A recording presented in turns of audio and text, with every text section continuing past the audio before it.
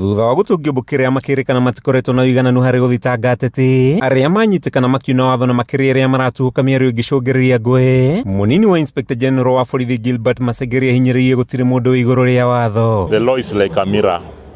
When you look at the mirror and you have a problem, you will see the problem in your mirror.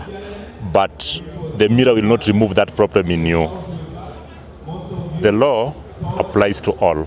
It does not matter who or who.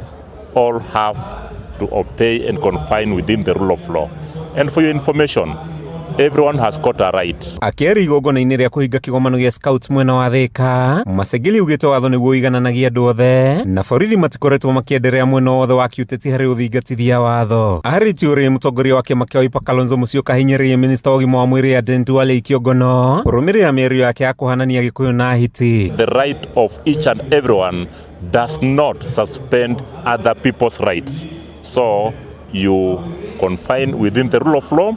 Goonism will not allow in any quarter at all because they'll have to face full force of law. And that is the reality. So it's time to change. Wabadilishe biashara, wafanye biashara zingine kama hiyo ilikuwa ya Goonism ndio walikuwa wanategemea, wabadilishe wakuwe watu wazuri.